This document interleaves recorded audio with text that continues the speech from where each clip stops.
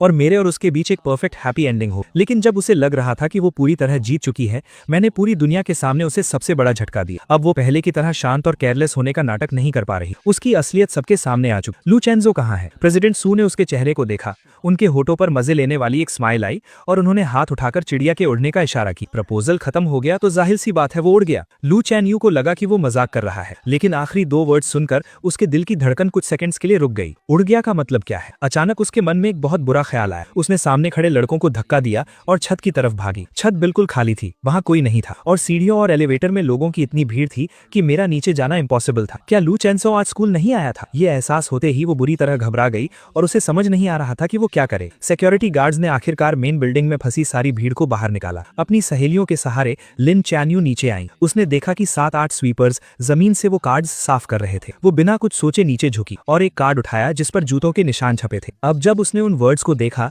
तो उसकी फीलिंग्स बदल चुकी थी। उसका गुस्सा और हैरानी अब एक कभी ना खत्म होने वाले डर और घबराहट में बदल चुके थे। कुछ नहीं होगा चैन यू, लू चेंजो ने ये सब पक्का उस सस्पेंशन वाले मामले के गुस्से में किया होगा। तुम वापस जाओ और उसे अच्छे से एक्सप्लेन करो। अपने दिल की सारी बातें उसे बता दो। वो तुम्हें बहुत पसंद करता है, वो तुम्हें पक्का माफ कर देगा। हाँ, उसने तुम्हें 2 साल चेज किया है और 99 टाइम्स प्रपोज किया है। इस बार वो पक्का बस ऐसे ही गुस्सा दिखा रहा है। तुम उसे थोड़ा सा मना लोगी तो वो मान जाएगा। हालांकि सब लोग उसे पॉजिटिव बातें बोलकर समझा रहे थे, लेकिन लिन चैन यू के सिक्स्थ सेंस उसे बता रही थी कि इस बार सब कुछ पहले से बिल्कुल अलग है। वो अपनी उस घबराहट को रोक नहीं पा रही थी और उसे अपनी सहेलियों की बातें भी शोर लग रही थी। परेशान होकर वो सीधा कार ड्राइव करके अपार्टमेंट की तरफ निकल गई। वो मुझे ढूंढकर सब कुछ क्लियर करना चाहती थी। 10:30 पर उसने अपनी कार पार्क की और जैसे ही सोसाइटी के गेट पर पहुंची, उसने डस्टबिन साफ करने वालों को देखा। अचानक उसे कल रात का वो सीन याद आ गया जब मैं जमीन पर बैठकर कुछ जला रहा था। उस वक्त भी उसे लगा था कि कुछ अजीब है, लेकिन उसने मुझसे पूछा नहीं। अब वो देखना चाहती थी कि आखिर मैंने क्या जलाया था, लेकिन गार्ड ने वहां नया डस्टबिन रख दिया था। क्लीनिंग ट्रक दूर जा चुका था, तो मजबूरन लिन चैन यू हाथ में वो कार्ड लिए ऊपर चली गई। एलिवेटर का दरवाजा खुलते ही वो सामने रखे कुछ बड़े लगेज बॉक्सेस के कारण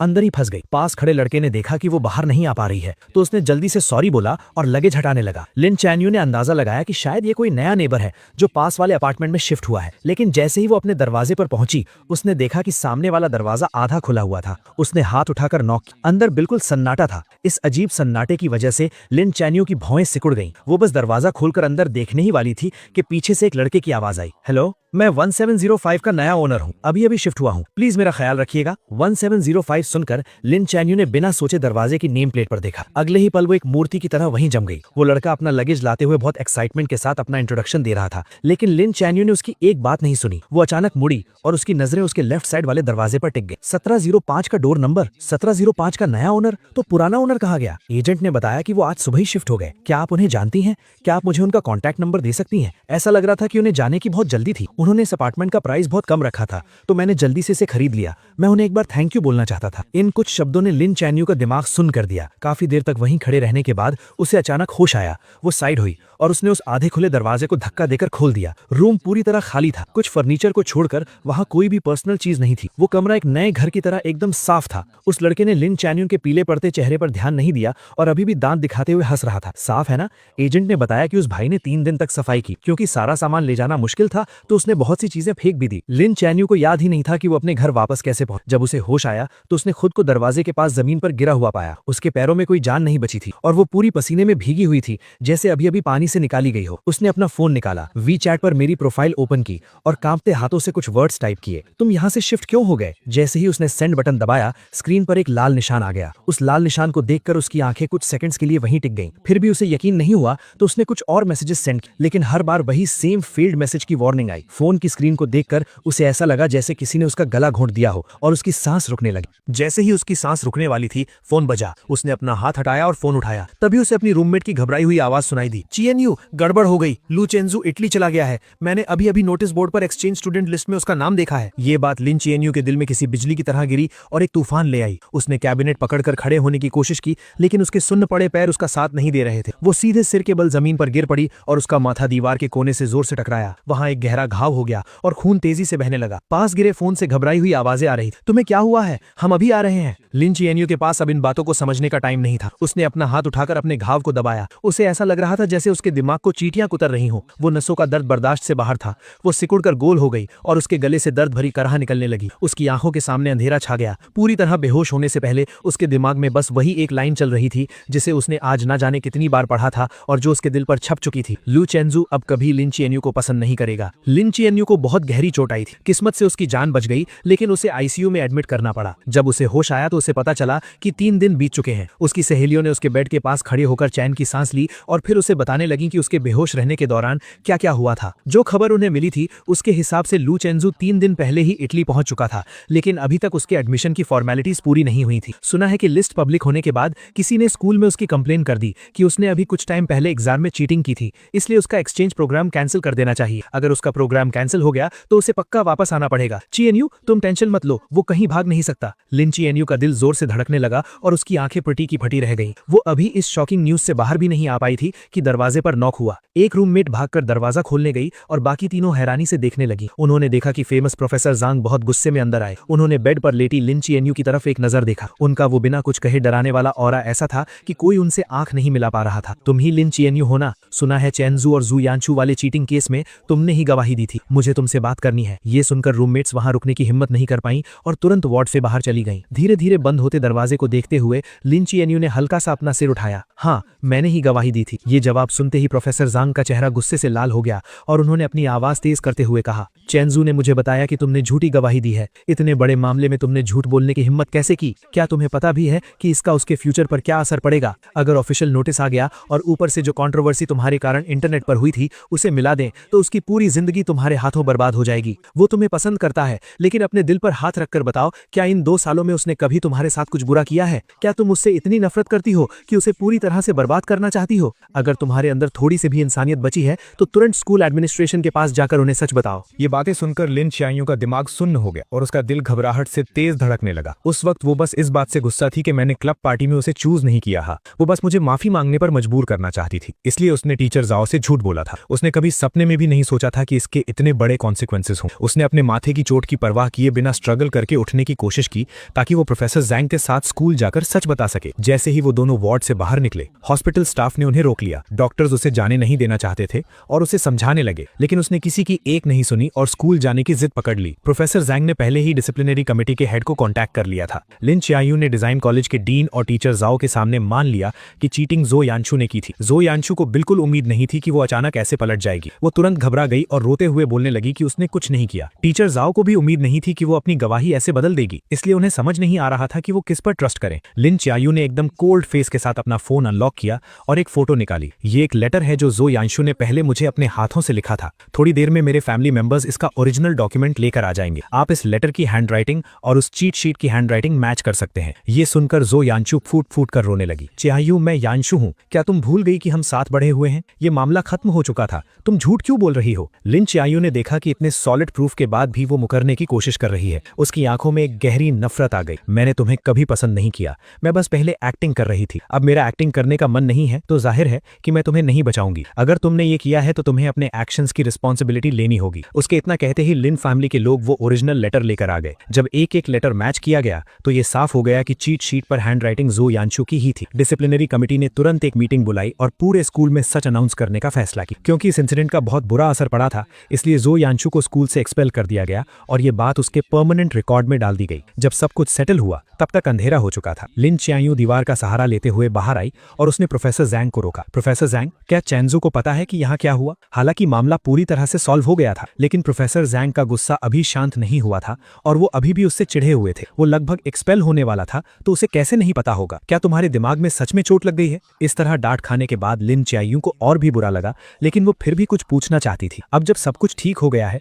तो क्या वो वापस आएगा? ये एक्सचेंज प्रोग्राम पूरे डिजाइन कॉलेज में सिर्फ एक ही था और चेंजू ने इसे अपनी मेहनत से हासिल किया था। वो इटली में 3 साल तक अपनी स्टडीज पूरी करेगा और वापस आने के बाद उसका फ्यूचर बहुत ब्राइट होगा। वो वापस क्यों आएगा? और वैसे भी क्विंगडा में तुम्हारे जैसे लोग हैं, अगर वो वापस नहीं आएगा तो कम से कम उसे तकलीफ तो नहीं सहनी पड़ेगी। अगर मुझे पता होता कि वो इतना अंधा है कि तुम्हारी जैसी लड़की को पसंद करेगा तो मैंने उसे उसी वक्त समझाया होता कि पार्टनर चुनते वक्त अपनी आंखें खुली रखनी चाहिए। जब मुझे प्रोफेसर जैंग का सब कुछ ठीक होने वाला कॉल आया, मैं बीच पर सन बात ले रहा था। मुझे नहीं पता कि प्रोफेसर ने लिन चिएन्यू से सच कैसे उगलवाया, लेकिन मैंने उन्हें दिल से थैंक यू कहा। प्रोफेसर जैंग ने मुझे कुछ और एडवाइस दी और फिर अपनी मीटिंग के लिए चले गए। मैंने अपने बगल में रखा जूस पिया और आराम से अपनी बीच चेयर पर लेट गया। 3 दिन पहले मैं इटली पहुंचा था और मेरा प्लान सीधा एडमिशन की फॉर्मेलिटीज पूरी करने का था, लेकिन स्कूल एडमिनिस्ट्रेशन ने वेरिफिकेशन के लिए चाइना कॉल किया और अचानक मुझे बताया कि मेरे एडमिशन में कोई प्रॉब्लम है और अभी प्रोसेस नहीं हो सकता। मैंने अपने रूममेट से पूछा, तब मुझे पता चला कि किसी ने छुपकर मेरी कंप्लेन की है। इसलिए मैंने प्रोफेसर जैंग को कांटेक्ट किया, उन्हें सारी बात बताई और उनसे हेल्प मांगी। हालांकि प्रोफेसर जैंग चिंगडा के बहुत रिस्पेक्ट वाले इंसान हैं, लेकिन मुझे पता था कि इस सिचुएशन को क्लियर करना बहुत मुश्किल होगा और मैं किसी भी तूफान का सामना करने के लिए रेडी था। सच कहूं तो लिन चियान्यू से मिलने के बाद से मेरा स्ट्रेस सहने का लेवल बहुत बढ़ गया था। अब जब मैं एक्सपेल होने जैसी बड़ी प्रॉब्लम को फेस कर रहा था, तब भी मैं एकदम चिल था। यहाँ तक कि मैंने रातों रात ही फ्लाइट टिकट बुक की और वेकेशन के लिए बीच पर आ गया। अब जब सब कुछ सॉल्व हो गया था तो मैं पूरी तरह से रिलैक्स हो गया और सोचने लगा कि वापस जाकर अपने एडमिशन के बचे हुए काम कब पूरे करूं। मैं फ्लाइट सर्च कर ही रहा था कि तभी हॉस्टल ग्रुप चैट पर एक नोटिफिकेशन आया, चेंजू, अभी लिन चियान्यू हॉस्टल आई थी और तुम्हारा कॉन्टैक्ट नंबर मांग रही थी। वो कह रही थी कि उसे माफी मांगनी है, लेकिन हम उसके धोखे में नहीं आने वाले, तुम टेंशन मत लो। हमने उसे एक नंबर भी नहीं दिया। तुम्हें नहीं पता वो अभी कितनी कमजोर और बीमार लग रही थी। उसके सिर पर पट्टियां बनी हुई थी। सुना है कि वो पिछले 2 दिन से आईसीयू में थी। सच में कर्मा इज रियल, वो इसी लायक है। इन मजेदार बातों को पढ़कर मेरे दिमाग में तुरंत वो सीन आ गया जब लिन चियान्यू मेरा नया नंबर मांग रही होगी और उसे मना कर दिया गया होगा। मेरे होठों पर एक स्माइल आ गई। मैंने ग्रुप में एक बड़ा सा रेड एनवेलप भेजा और लिखा, इन दिनों मेरी हेल्प करने के लिए आप सबका बहुत बहुत थैंक यू। सब कुछ अच्छे से सॉल्व हो गया है। जब ये 3 साल पूरे हो जाएंगे और मैं चाइना वापस आऊंगा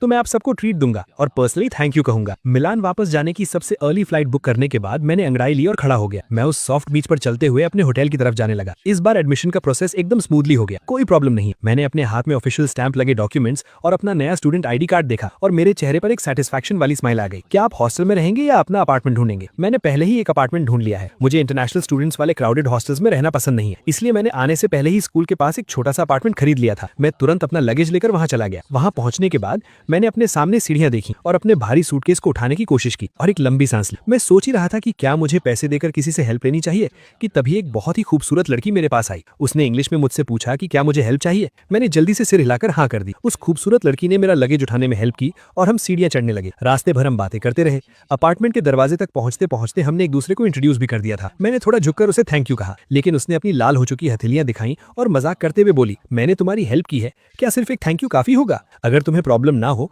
तो क्या तुम मुझे अपना बिजनेस कार्ड दे सकते हो? ये सुनकर मैं एक पल के लिए हैरान रह गया, लेकिन जल्द ही समझ गया कि मैंने अपनी पॉकेट्स में बहुत ढूंढा लेकिन मुझे कोई कार्ड नहीं मिला। मैंने बहुत सॉरी फील करते हुए कहा, सॉरी मेरे पास कार्ड नहीं है। तभी उसने पता नहीं कहां से एक पेन निकाला और अपना हाथ मेरे सामने कर दिया। प्लीज अपना फोन नंबर मेरे हाथ पर लिख दो। मैं कुछ सेकंड्स के लिए झिझका, लेकिन फिर मैंने पेन लिया और उसके हाथ पर अपना नंबर लिख दिया। नए अपार्टमेंट में शिफ्ट होने के बाद मैं कई दिनों तक बिजी रहा और आखिरकार मैंने घर को अच्छे से सेट कर लिया। रात को मुझे एक मैसेज मिला कि इस बैच के सभी इंटरनेशनल एक्सचेंज स्टूडेंट्स की रिपोर्टिंग पूरी हो चुकी है और कल ऑडिटोरियम में एक वेलकम सेरेमनी होगी। मैंने टाइम नोट कर लिया और अगले दिन सुबह जल्दी घर से निकल गया। इन कुछ दिनों में जब भी मुझे फ्री टाइम मिलता था मैं स्कूल में घूमता था, लेकिन स्कूल बहुत बड़ा था और सारी बिल्डिंग्स एक जैसी ही दिखती थी, इसलिए मैं रास्ता भूल गया। टाइम होने ही वाला था और मैं किसी से रास्ता पूछने ही वाला था कि अचानक मेरा फोन बज उठा।